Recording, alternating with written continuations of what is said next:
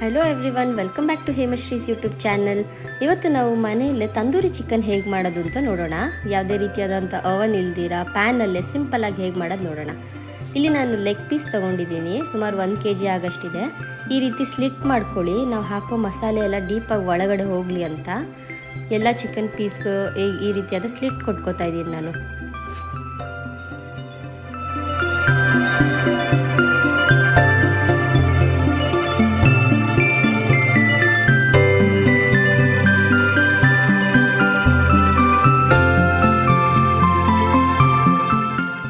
ಈಗ ಚಿಕನ್ಗೆ ಮಸಾಲೆ ಹಾಕ್ಕೊಳ್ಳೋಣ. ಅದಕ್ಕೆ ಅರ್ಧ ಕಪ್ ಆಗುವಷ್ಟು ಮೊಸರು, 1-2 ಸ್ಪೂನ್ ಆಗುವಷ್ಟು ಮೆಂತ್ಯ ಸೊಪ್ಪು, 2 ಸ್ಪೂನ್ ಆಗುವಷ್ಟು ಕೊತ್ತಂಬರಿ ಸೊಪ್ಪು, ಅರ್ಧ ಸ್ಪೂನ್ ಶುಂಠಿ ಬೆಳ್ಳುಳ್ಳಿ ಪೇಸ್ಟು,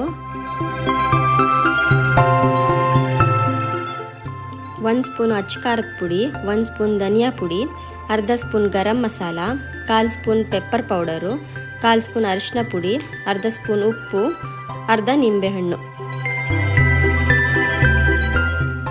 ಈಗ ಹಾಕಿರೋ ಎಲ್ಲ ಮಸಾಲೆನೂ ಚಿಕನ್ ಜೊತೆ ಚೆನ್ನಾಗಿ ಮಿಕ್ಸ್ ಮಾಡಿ. ಈ ರೆಸಿಪಿಯಲ್ಲಿ ಹೆಚ್ಚಿಟ್ಕೊಂಡಿರೋ ಮೆಂತ್ಯ ಸೊಪ್ಪು ಹಾಕ್ಕೊಂಡಿದ್ದೀವಲ್ವ, ಅದೇ ತುಂಬ ಸ್ಪೆಷಲ್ ಟೇಸ್ಟ್ ಕೊಡುತ್ತೆ. ಕಸೂರಿ ಮೇಥಿ ಹಾಕೋದಕ್ಕಿಂತ ಇದು ತುಂಬ ಚೆನ್ನಾಗಿ ಅನಿಸುತ್ತೆ. ಒಂದ್ಸತಿ ಟ್ರೈ ಮಾಡಿ ನೋಡಿ. ಈಗ ಈ ಚಿಕನ್ನ 1 ಅವರ್ ಮ್ಯಾರಿನೇಟ್ ಆಗಕ್ಕೆ ಬಿಡೋಣ.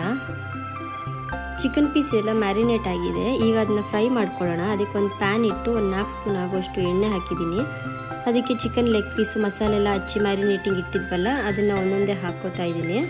ಫ್ಲೇಮು ಮೀಡಿಯಮ್ ಲೋ ಫ್ಲೇಮಲ್ಲಿ ಇರಬೇಕು, ತುಂಬ ಹೈ ಇರಬಾರ್ದು, ತುಂಬ ಲೋನೂ ಇರಬಾರ್ದು. ಹೀಗೆ ಚಿಕನ್ ಬೇಯೋವರೆಗೂ ಎಲ್ಲ ಕಡೆ ತಿರುಗಿಸ್ತಾ ಇರಬೇಕು.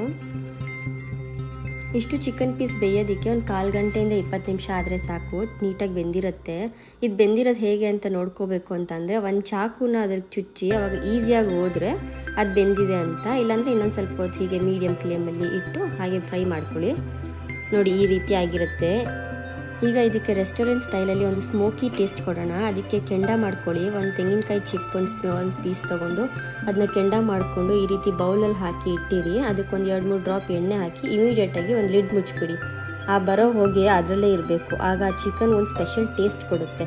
ಒಂದು 5-10 ನಿಮಿಷ ಆದಮೇಲೆ ಆ ಗ್ಲಾಸ್ ತೆಗೆದುಬಿಡಿ. ಈಗ ರೆಡಿಯಾಗಿದೆ. ಈಗ ರೆಸ್ಟೋರೆಂಟ್ ಸ್ಟೈಲ್ ತಂದೂರಿ ಚಿಕನ್ ರೆಡಿಯಾಗಿದೆ. ನೀವು ನಿಮ್ಮ ಫ್ಯಾಮಿಲಿ ಜೊತೆ ಈ ರೆಸಿಪಿ ಮಾಡಿ ಟೇಸ್ಟ್ ಮಾಡಿ ಹೇಗಿದೆ ಅಂತ ನನಗೆ ಕಮೆಂಟ್ ಮಾಡಿ. Thank you.